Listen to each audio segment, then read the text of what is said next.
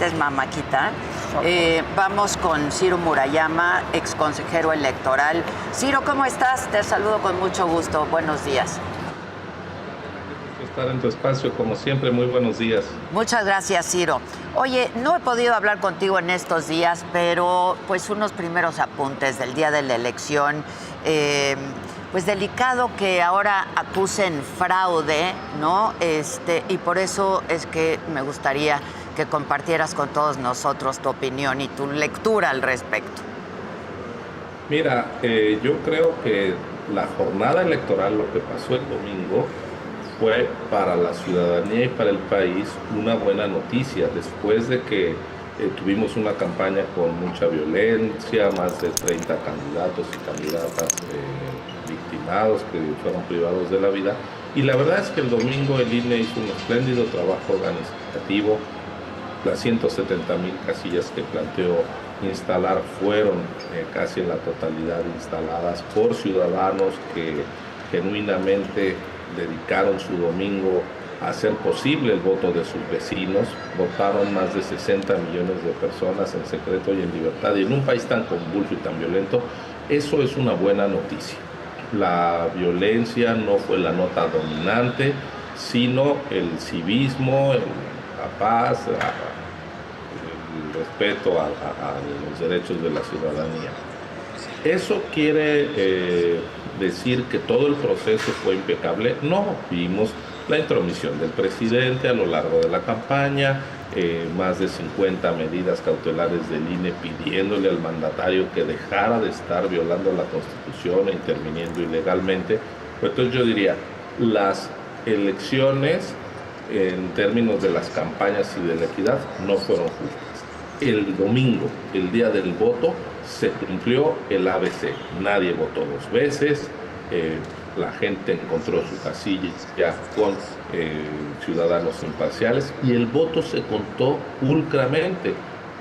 Yo lamento que quienes, en la sorpresa del resultado, en la desazón del mismo, opten por descalificar lo más valioso que tenemos de una elección, que es que el voto se pueda emitir en secreto y en libertad y que se cuente bien. El binomio estructura profesional del INE en todo el país y ciudadanía a cargo de las casillas sí funcionó. Lo que puede no haber funcionado del INE fue un arbitraje lo suficientemente enérgico para sacar las tarjetas y demás. Pero si empezamos a repetir la noción de que hubo un fraude con datos muy precisos y hasta inventados, lo que estamos haciendo es dándole elementos a quien quiso desaparecer la estructura profesional del INE, que fue López Obrador. Por favor, en el desconcierto no aniquilemos la parte del INE que funciona, que es la operativa y la técnica. Y luego pues se debe de revisar todo aquello que fue la intervención ilegal del presidente, pero hay que distinguir la paja del trigo. Exacto. Una cosa es el proceso electoral, otra cosa es la jornada electoral, ¿no? Así es. En donde en la jornada electoral no se puede acusar fraude, Ciro. De ninguna manera. Quien contó los votos fueron nuestros vecinos, 1 millón de ciudadanos que estuvieron desde muy temprano del domingo y a veces hasta la madrugada del lunes contando los votos, supervisados por los partidos políticos, y ahí salió el veredicto de las urnas. Hay que ser demócratas y reconocer lo que dice el voto, nos guste o no nos guste. Yo estoy viendo una especie de déjà vu con 2006, cuando se empezó a inventar que había un fraude en el PREP, cuando no tiene ningún sentido alterar un resultado electoral preliminar que no tiene ninguna validez en términos jurídicos. Lo que tiene validez son los cómputos que empezaron el miércoles. ¿Quién en 2006 inventó que había un fraude con el PREP? López Obrador. López Obrador, sí. ¿Quién vino a decir que había un fraude en el PREP en 2024? Marco Cortés. Por lo visto López Obrador dejó una escuela sí, de demócratas de contentillo que nada más reconocen cuando ganan. Entonces, yo creo que hay que actuar con un espíritu de responsabilidad, reconocer que el voto fue así. Sin duda se puede hacer un análisis de si se trata de un voto clientelar, muy influido por los programas sociales, pero también yo creo que es un voto legítimo de mucha gente que está acompañando o que está diciendo eh, hay un reclamo de justicia social en un país con mucha pobreza y mucha desigualdad, y si no nos hacemos cargo de eso, pues no vamos a entender lo que pasó. Que Yo parece creo que eso es lo que ocurrió, que no se entendió otro México. No se entendió totalmente, México, ¿no? totalmente. Yo creo que, por ejemplo, la marea rosa fue totalmente legítima y déjame decirte una cosa, no fue menor.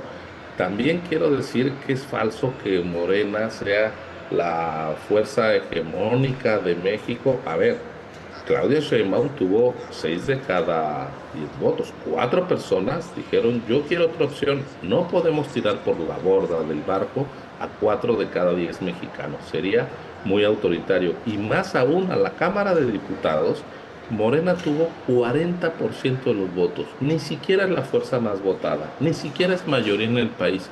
Es 4 de cada 10. Si sumas los votos del Verde y del PT, llegan a 54%. Pasan la mayoría casi de panzazo.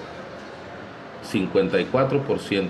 Eso quiere decir que por cada 10 votantes a favor de la coalición de Morena hubo 8 votantes, 8 ciudadanos que dicen yo quiero otras opciones. Hay que respetar esa presencia de la oposición, de las minorías, de quienes quieren otro proyecto. Y lo que a mí me está pareciendo muy delicado en las últimas horas es que estas acusaciones sin fundamento de fraude están moviendo la atención de una trampa que sí se está queriendo hacer, pero no es en el conteo de los votos, sino en la traducción de los votos en asientos en el Congreso. Exacto, la sobrerepresentación, Ciro, que me parece que ahora ahí está el quid del asunto, ¿no? Totalmente, Adela. Fíjate, tuvieron el 54% de los votos, como estamos señalando. Y la secretaria de Gobernación, que de cuando acá Gobernación, desde Palacio Nacional, es quien reparte plurinominales. De verdad que de repente nos quieren meter en unas cápsulas al pasado autoritario. No, el último secretario de Gobernación que estuvo a cargo de una elección fue Manuel Bartlett. Sí. Que lo hayan rescatado no quiere decir que la Constitución se haya borrado y que ahora ellos tengan las atribuciones que le corresponden a un organismo constitucional autónomo que es el Instituto Nacional Electoral. Bueno, la secretaria de Gobernación se dio la facultad de andar repartiendo pluris y anunció en la conferencia mañanera que tendrían el 74% de los diputados, 20% más de lo que las urnas les dieron. Esa es una operación autoritaria del gobierno, quererse hacer con una mayoría calificada que las urnas le negaron. A ver, la ciudadanía votando en secreto y libertad no les dio el 67% de los votos, les dio el 54%. Ahora, Ciro, en beneficio de la audiencia, ¿esto es ilegal? Para empezar. Es anticonstitucional. Es anticonstitucional. ¿Por qué se hace, Ciro? ¿Y qué quiere decir esto? ¿Dónde está la trampa, pues? La trampa está en que la Constitución dice que ningún partido puede tener más de 8% de sobrerepresentación, es decir, que su porcentaje de diputados no puede ser 8% más que su porcentaje de votos. Si tuvieron el 54% de los votos, pueden llegar al 62% de los diputados. Nada más. 4 más 8, 62. Ok. Quieren el 74. Bueno, pues eso es anticonstitucional. Te arguyen. Dicen, no, es que es por partido. Podemos tener una sobrerepresentación del 8% en Morena, del 6% Verde. En el Verde y 6% en el PT, y así dicen, no, espérense, no sean tramposos. La Constitución, la cláusula para evitar una sobrerepresentación mayor del 8%, se metió en 1996 a la Constitución. Y la ley reglamentaria, el Código Federal de Instituciones y Procedimientos Electorales, el COFIPE, decía, los partidos coaligados, los partidos de una coalición recibirán los plurinominales como si se tratara de un solo partido. O sea, entre todos pueden tener el 8% de más. Así fue desde el momento original que la Constitución trató a los partidos y no mencionó las coaliciones porque eran lo mismo, se trataba la coalición como un solo partido al entregarle los plurinominales. ¿Qué pasó años después? Hubo una reforma para otra cosa, una reforma menor secundaria, para separar en la boleta electoral los emblemas de los partidos, porque te acuerdas que se daban la vida eterna, se repartían los votos y los partidos que no sabías quiénes habían perdido el registro. Exacto. Y así seguían. Entonces se dijo, esto es una trampa, vamos a separarlos para saber quién tiene votos en cada coalición, y por eso el PES, por ejemplo, en 2018, aunque respaldó a López Obrador, perdió su registro. O ahora mismo, el PRD, aunque fue en alianza con el PAN y el PRI, va a perder su registro. Pero esa reforma, para distinguir qué partido pierde su registro y cuál no, en ningún momento fue adoptada por el legislativo ni por el constituyente como un salvoconducto para que las coaliciones violaran el 8% de SNOC de representación. Yo reto a la gente del gobierno y de Morena a que nos muestren una exposición de motivos de alguna reforma electoral donde se diga que las coaliciones están exentas de respetar el límite constitucional. Yeah. No hay, esto es por la puerta de atrás querer violar la Constitución. Y el problema de esto, Adela, para que lo quisiera poner en términos prácticos, la sobrerepresentación implica subir de 54 a 74%, es inflar, como si fuera un balón, artificialmente inflar el número de votos que recibieron los partidos del gobierno.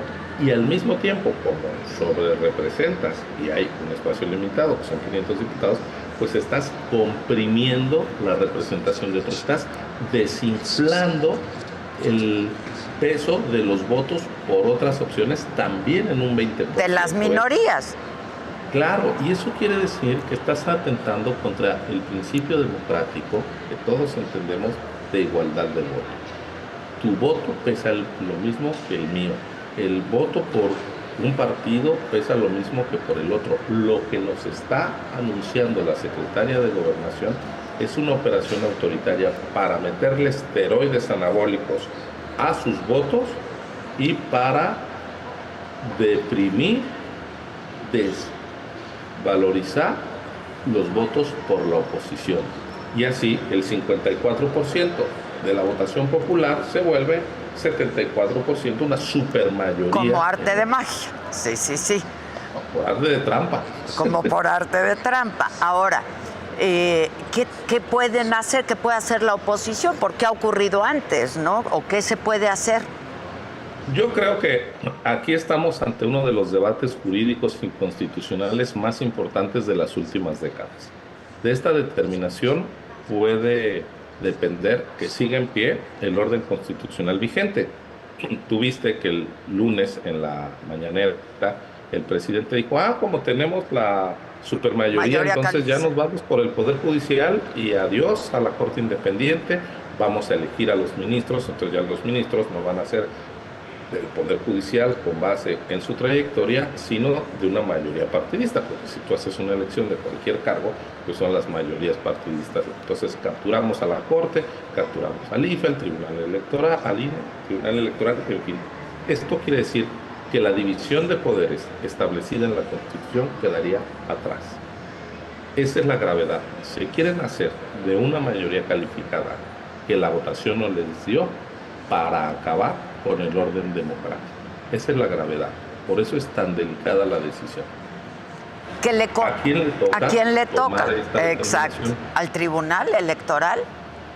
Al INE en primer lugar, que es quien tiene la atribución constitucional de asignar plurinominales, no a la Secretaría de Gobernación, Sí, claro, que es claro. su parte, no al partido del gobierno, servirse con la cuchara grande, no, espérese.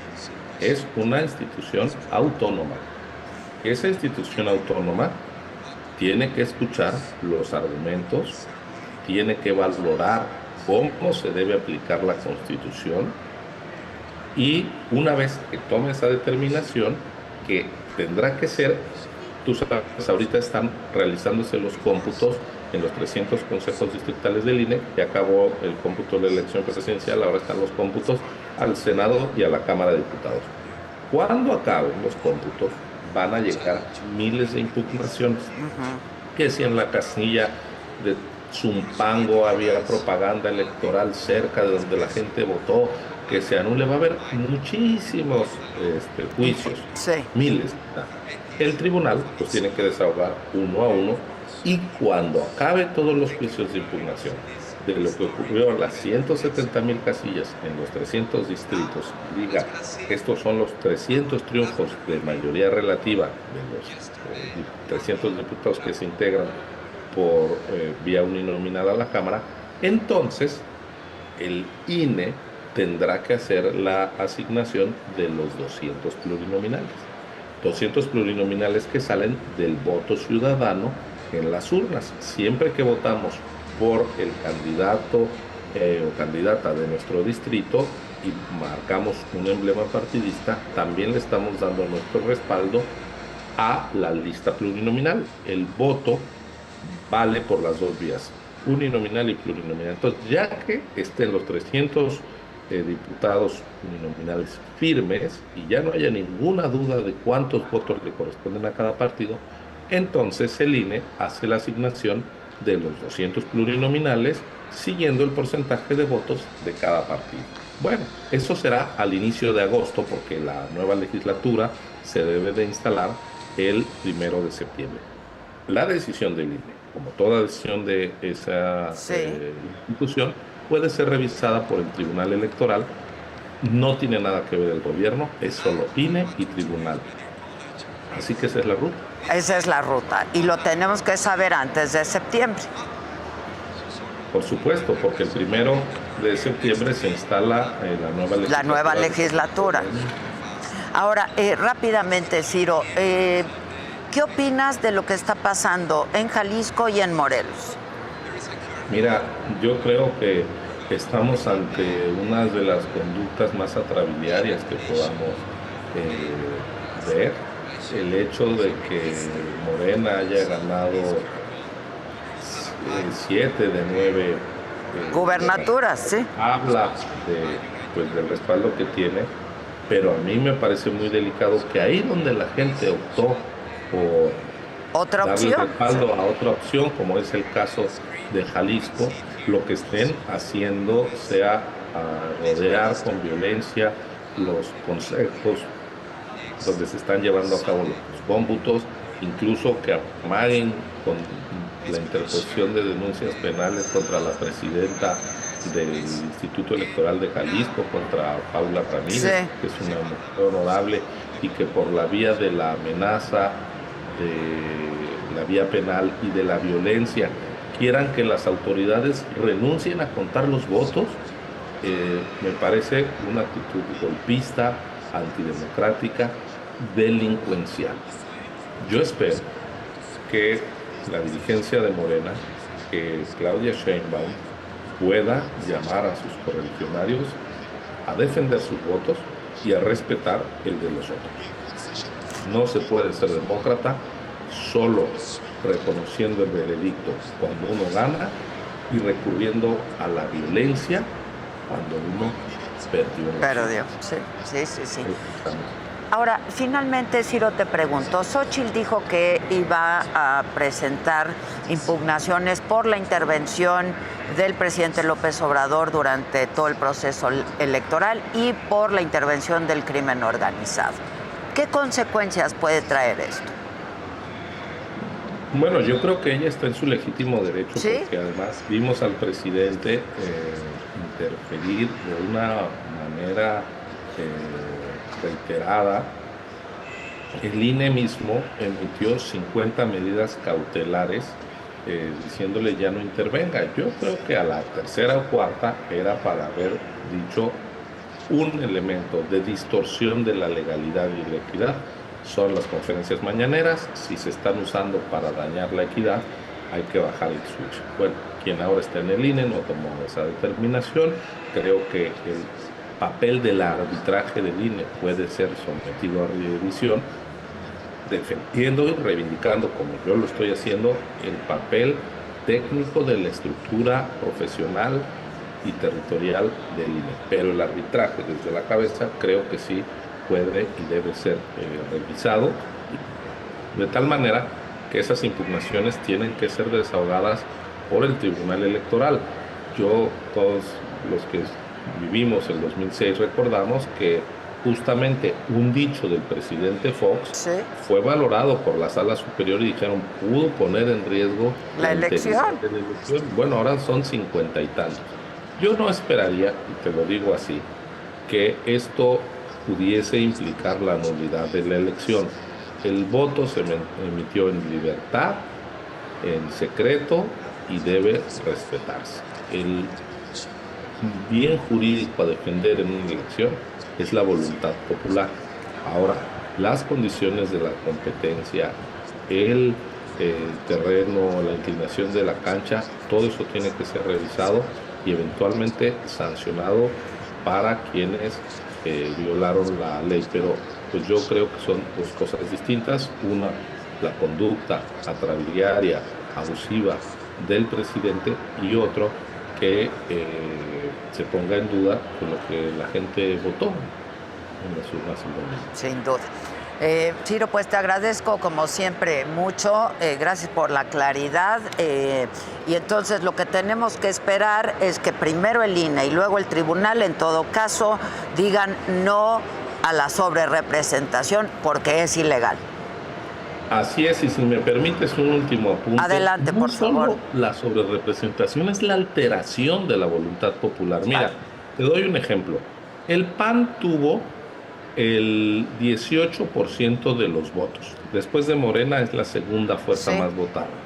Bueno, según la Secretaría de Gobernación, el PAN tendría 70 diputados y el Verde, que es la quinta fuerza del país con el 8.9%, tendría 75 diputados. Es decir, un partido que tuvo menos de la mitad de votos que otro, lo supera en diputados.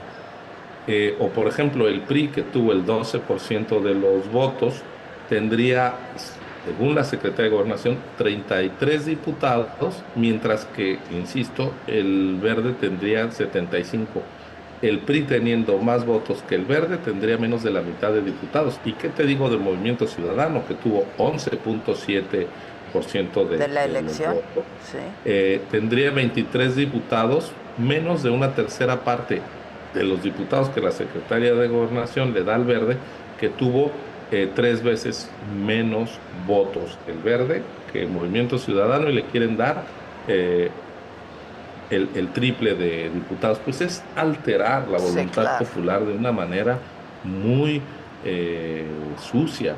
Yo creo que el gran debate de las próximas semanas es hacer que la voluntad popular depositada en las urnas hacerla valer, se traduzca sin alteraciones en los asientos del Congreso. Exactamente, allá hay que hacerla valer. Estaremos entonces pendientes y en contacto, si me lo permite, Ciro. Muchísimas gracias. Será un placer. Un abrazo, gracias, Ciro. Gracias. Muchas gracias. Bueno, pues vamos contigo ahora sí, para seguir con los ecos de la elección. Los secos. Los secos.